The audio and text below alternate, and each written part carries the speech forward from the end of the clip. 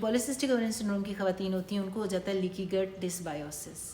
इस कॉन्सेप्ट को समझते हैं जो कि बहुत ज़्यादा इंपॉर्टेंट है for the treatment and to treat the underlying cause of polycystic ovarian syndrome.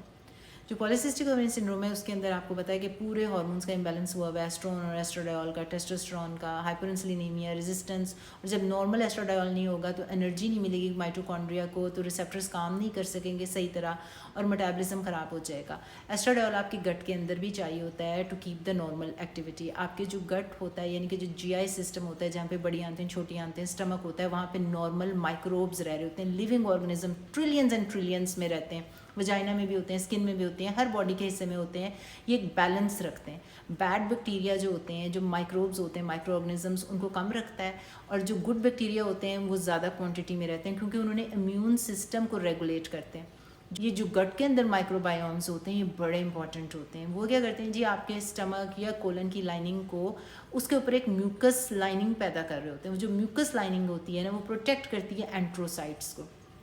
एंट्रोसाइट्स क्या होते हैं? ये सेल्स होते हैं आपकी लाइनिंग जिससे बने होते हैं आपका पूरा जीआई सिस्टम ना, आपकी पूरी आंतों का जो है एंट्रोसाइट्स, इस तरह से सेल्स होते हैं, आपस में जुड़े होते हैं। कंप्लीटली नहीं जुड़े होते, हल्का हल्का उनके अंदर जगह होती है।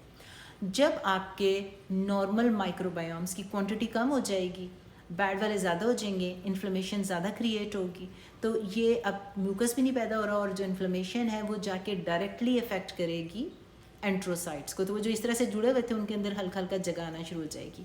तो आपके अंदर जितने भी गट के अंदर टॉक्सिन्स पैदा हो रहे थे बैड बैक्टीरिया के, क्योंकि उनकी ओवर ग्रोथ हो गई, तो वो तमाम टॉक्सिन्स अब गट के अंदर से निकल के आपकी रेस्ट ऑफ द बॉडी में चले जाएंगे। पॉलीसिस्टिक ओवेरियन सिंड्रोम के अंदर जो लीकी गट हो रही है, अब जो उसके टॉक्सिन्स थे वो सिर्फ स्टमक या आंतों तक नहीं रहे बल्कि जिस्म से निकल के पूरी इन्फ्लेमेशन पूरी बॉडी के जो है वहाँ तक पहुँच रही है। इसलिए पॉलीसिस्टिक ओवेरियन सिंड्रोम किसी एक ऑर्गन तक मुहित नहीं रहेगा, वो पूरी बॉडी की इन्फ्लेमेशन स्टार्ट हो जाएगी। जो माइक्रोबायोम्स आपके गट के अंदर जीआई सिस्टम में होते हैं ये इम्यून सिस्टम तो रेगुलेट कर रहे होते हैं, इन्फ्लेमेशन को कम कर रहे होते हैं, लेकिन उसके साथ साथ ये मेटाबोलाइट्स पैदा कर रहे होते हैं, एंजाइम्स पैदा कर रहे होते हैं, शॉर्ट चेन फैटी एसिड्स पैदा कर रहे होते हैं। तीन बड़े important short chain fatty acids होते हैं, एसीटेट, प्रोपियोनेट एंड ब्यूटरेट। ये जो ब्यूटरेट होता है ना ये बड़ा इंपॉर्टेंट होता है, ये जाके वेगल जो नर्व होती है ना उसके ऊपर काम करता है, उसके रिसेप्टर्स के ऊपर। वो क्या होता है? इंसान के जिस्म के अंदर ऑटोनॉमिक सिस्टम होता है जो कि बनता है सिंथेटिक सिस्टम से और पैरासिम्थेटिक। जब इंसान बड़े लड़ने के मूड में, बड़ा अग्रेसिव होता है, बहुत स्ट्रेस में होता है, तो सिंथेटिक सिस्टम जो होता है इन एक्शन आ जाता है। जब वो काम रिलैक्स्ड होता है तो आपका पैरासिम्थेटिक सिस्टम जो होता है थ्रू वेगल नर्व काम करता है और उसको पूरे सिस्टम को काम एंड रिलैक्स्ड रखता है।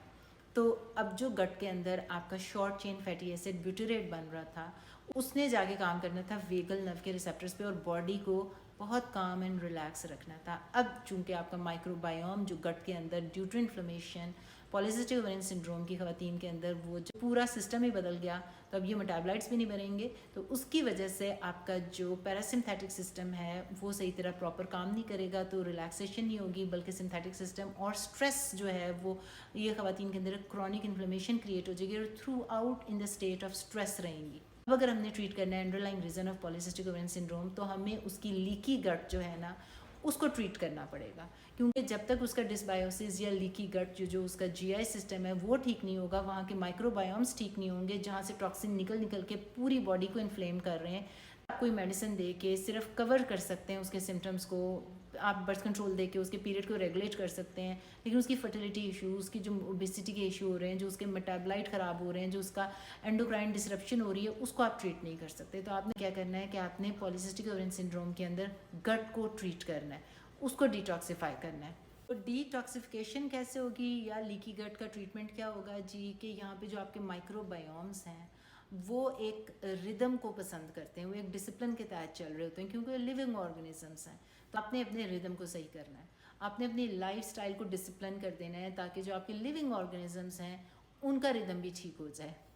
सुनने में अजीब लग रहा है लेकिन आपने क्या करना है जी, के वक्त पे खाना खाना है, यानी कि आपने सुबह नाश्ता करना है, 2/3 नाश्ते में आप खाना खाएं, आपने फिर एक लंच करना है, लंच के बाद आपने 6-7 बजे के बाद खाना नहीं खाना, आपने इंटरमिटेंट फास्टिंग करनी है, यानी कि स्नैक्स नहीं करने, आपने छोटे छोटे स्नैक होते हैं ना आपने वो नहीं करने। उसके बाद आपने काइंड ऑफ जो फूड लेनी है वो टोटली प्लांट बेस्ड होनी चाहिए, क्योंकि ये जो माइक्रोबायोम्स आपके गट के अंदर हैं इनको चाहिए होता है फाइबर ज़िंदा रहने के लिए, तो आपने इनको फाइबर प्रोवाइड करना है। आमतौर पे मैं आपको पता है कि हमेशा कहती हूँ कि प्रोटीन लें, लेकिन आपका जो गट है वो इन्फ्लेम्ड हुआ हुआ है, इस वक्त वो अब्जॉर्प्शन नहीं कर सकता मीट की अच्छे तरीके से। तो मैं तो कहूँगी कि कुछ अर्से के लिए आप वेजिटेरियन ही बन जाएं और प्लांट बेस्ड फूड पे चले जाएं और ऐसी फूड लें जिसके अंदर हाई फाइबर हो, ताकि वो फाइबर आप खिलाएंगे अपने माइक्रोबायोम्स को, तो वहाँ तो आपकी गट का एटमॉस्फेयर जब अच्छा होगा तो इन्फ्लेमेशन खुद ब खुद आहिस्ता आहिस्ता ढल जाएगी। आपने अपनी फूड के अंदर ऐड करना है वो तमाम चीज़ें कि जो होल फूड है, कोई भी ऐसी चीज़ जो कि प्लास्टिक है, जिसमें इवन जो बोतल आप पीते हैं ना वो प्लास्टिक की नहीं होनी चाहिए, स्टेनलेस स्टील की या ग्लास की होनी चाहिए। हर किस्म का प्रोसेस फूड या जो प्लास्टिक या पैकेज के अंदर आता है उसको आपने निकाल देना है। कोई भी वाइट चीज़ आपने नहीं लेनी है। वाइट चीज़ मतलब कि आपने वाइट राइस, वाइट शुगर, कोई पेस्ट्री, कन्फेक्शनरीज, हर किस्म की बुरी चीज़ अपनी लाइफ से निकाल दें। आपने लेने हैं दालें, फाइटो एस्ट्रोजन जो उसके ऊपर मैंने एक अलग से वीडियो बनाई हुई है। लेग्यूम्स जिसमें आ जाते हैं, लेंटिल आ जाते हैं, बीन्स आ जाते हैं, सोया बीन्स आ जाते हैं, चिक पीस, और वो सब्ज़ी जो ग्रीन सब्ज़ी है उसको आप एंटर कर लें अपनी फूड के अंदर, रूटीन के अंदर। उसके साथ बीटरूट, चुकंदर, टर्निप, मूलियाँ, गाजर, ऐसी तमाम चीज़ें जो कि ज़मीन के अंदर से उगती हैं। मैं तो कहूँगी कि अपने घर के पीछे बागीचा लगा लें, वहीं पे अपने एनिमल को भी पालें, ताकि जो आपके हार्मोन्स वाले मिल्क ना हो, आपके हार्मोन वाला मीट ना हो, आपके हार्मोन वाली कोई फूड ना हो।